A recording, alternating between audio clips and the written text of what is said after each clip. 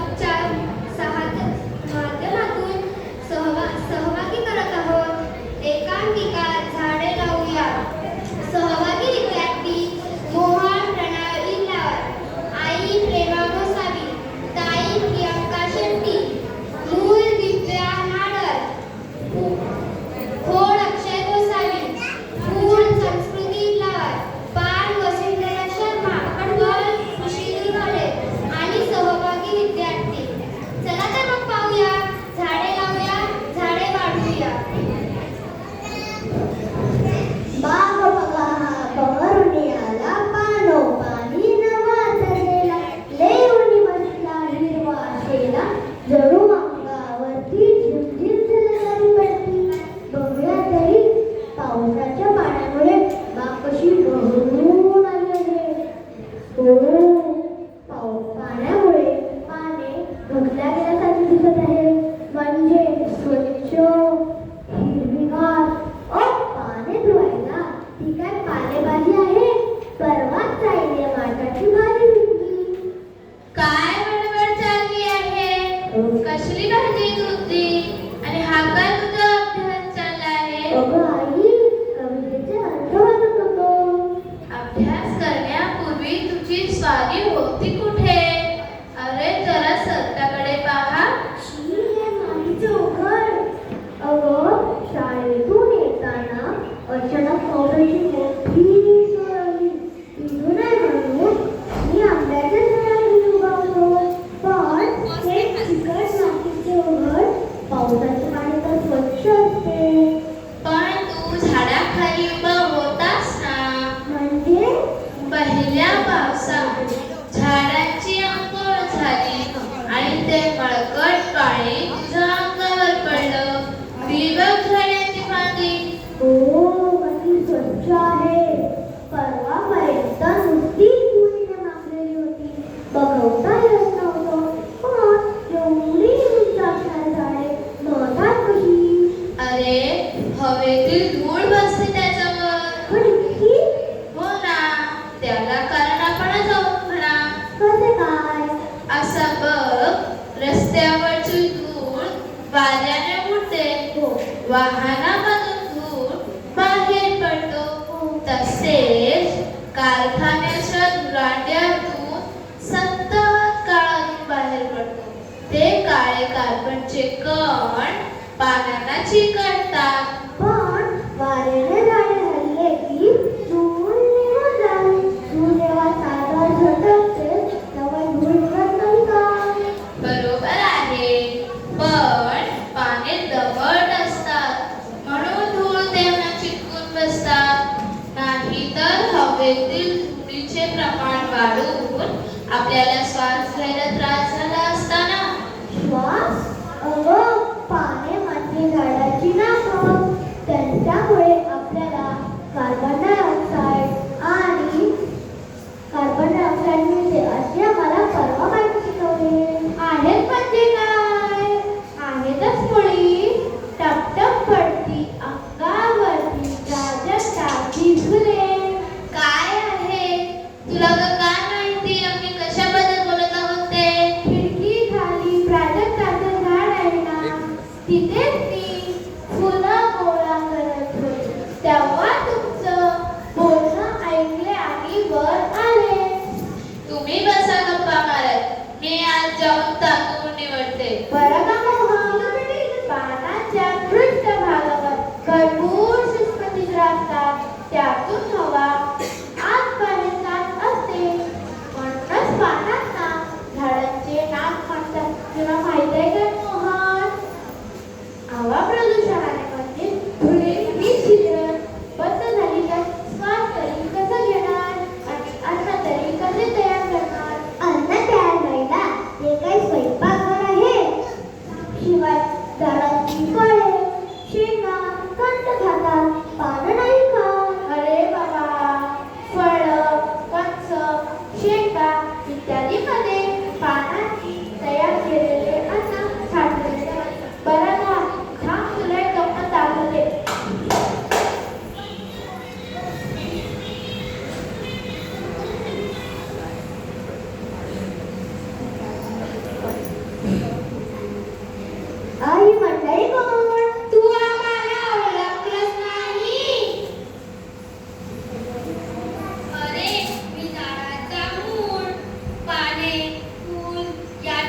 मीच पाणी व शाळा पुरवतो आणि झाडाला जमिनीची घट्ट धरूनही ठेवतो.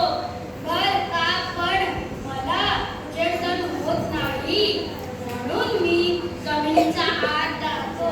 पाणी मिळालं नाही की माझ्यावर आणि माझ्या भावंडावर अगदी राबवण्याची वेळ येते. घर जातो बाबा मी जमिनीत, अंगाची कशी लाल लाल होते. तुम्ही बसा बोलत, मी आज जाऊन आईला मदत करते.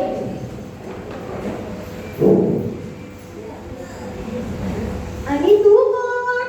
अरे मी झाडाचा खोड, बघ कसा कडक करत आहे. कधी कधी मी लवचिक बारीक पण असतो. मुळाकडून मी शांत पाणी घेऊन पानांना देतो, तर पानांनी तयार केलेलं अन्न माझ्या सर्व बांधवांना देतो. ते कसे काय? माझ्या अंतर्भागात लाकूडच नाही, जलवाहिन्या, रसवाहिन्या आहेत. जसं तुमच्या शरीरात रक्तवाहिन्या आहेत ना, हो. तसाच माझ्या शरीरात जलवाहिन्या आणि रसवाहिन्या आहेत. मला मात्र उजेड आवडतो, म्हणून मी उंच उंच वाढतो. पाने, फुले, फळे कशी गच्च धरून ठेवतो.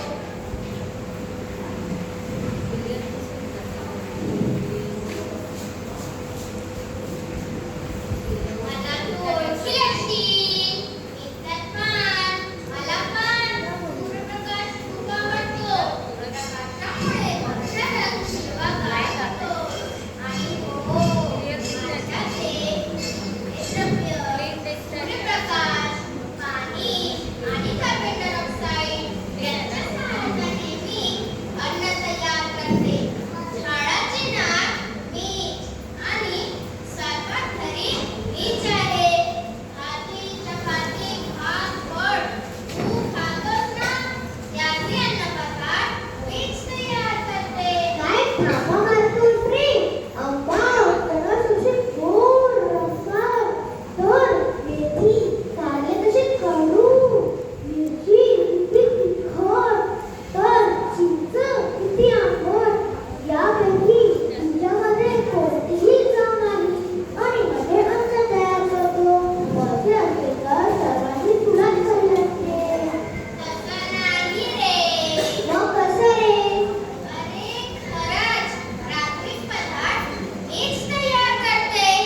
आज गुंतागुंतीच्या क्रिया होतात व ते फळासार होतात. शिवाय काही झाडांची पाने तुम्ही खातात की नाही? हो, बरोबर आहे.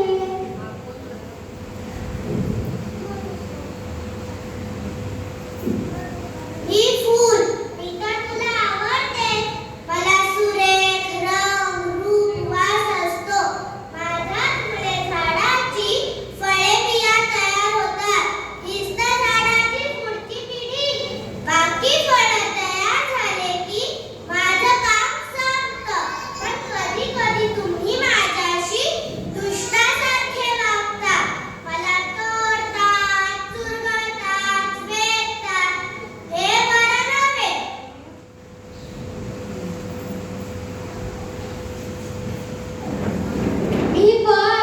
मी तुमचा ऐकला होता. मी कधी गैरयुक्त असतो, तर कधी शेक असतो, तर कधी कमीच असतो. मी तयार झाले नाही तर तुम्हाला अन्न मिळणार नाही. माझे तयार होणे माझ्या भावंडांवरती अवलंबून असते. आम्ही कधी एकामेकांशी भांडत नाही. शिवाय आमचे आणखी सुद्धा उपयोग आहेत बरं का. मी सांगते, झाडांमुळे हवा शुद्ध, थंड राहतात, पाऊस पडतो, जमिनीची धूप थांबते. अगं, झाडांपासून लाकूड आणि औषधही मिळतात. हो, आणि टिक, लाक व कात मिळतात. शिवाय झाडांवर कितीतरी पक्षी, कीटक राहतात. वेगवेगळे आवाज काढून आपला आनंद व्यक्त करतात.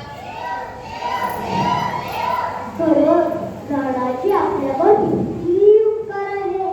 ही निदान दरवर्षी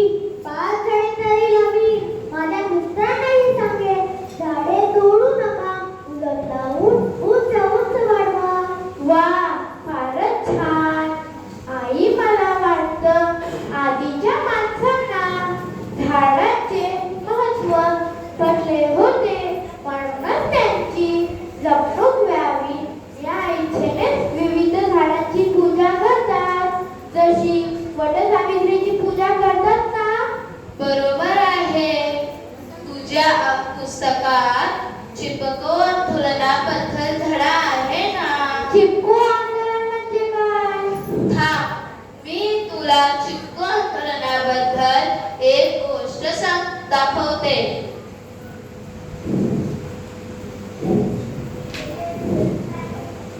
चिपको आंदोलन हे जंगलातील झाडांना वाचवण्यासाठी केले होते. उत्तराखंड मधील चमोली जिल्ह्यात 2004 झाडे कापण्यासाठी ठेकेदारांना पाठवले. ठेकेदार आले आणि झाडं तोडायला लागले. ही गोष्ट गावकऱ्यांना कळली. त्यावेळी या आंदोलनाचे नेतृत्व सुंदरलाल भोगमलांनी केले व ही झाडे तोडू नयेत म्हणून गावातल्या 27 महिला झाडांना मिठी मारून बसल्या. झाडे वाचवा, झाडे वाचवा, झाडे वाचवा. नाही, नाही, आमचे प्राण गेले तरी चालेल, पण आम्ही झाडे तोडू देणार नाही. ठेकेदार जिथे जायचे झाडं तोडायला तिथे जाऊन पहिल्या मिठी मारायचे. ठेकेदार कंटाळले, कुऱ्हाड बाजूला टाकले आणि जंगल सोडून गेले. अशा पद्धतीने जंगल वाचवण्यात आले. अशा प्रकारे झाडे वाचवण्यात आले. बरं का मोहन, हल्ली तर वादळाने पडलेले वृक्ष सुद्धा क्रेनच्या सहाय्याने उचलतात व पुन्हा लावतात. बरं, आता पुरे झाल्या गप्पा. संध्याकाळ झाली. चला देवाजवळ दिवा लावून आपण प्रार्थना करूया.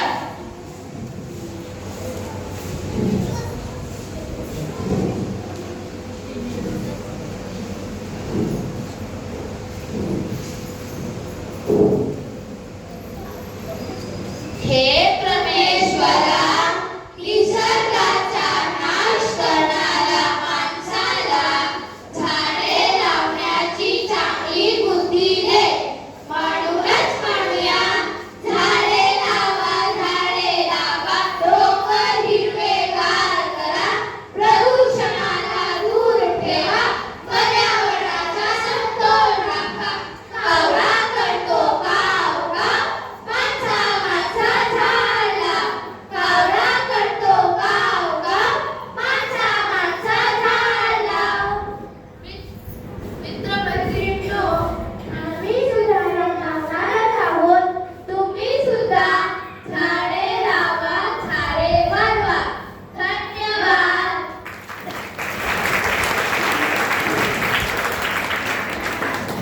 तर अप्रतिम. बघा प्रेक्षक हो, की या नाटिकेच्या सादरीकरणातून आपल्याला एक गोष्ट लक्षात येते की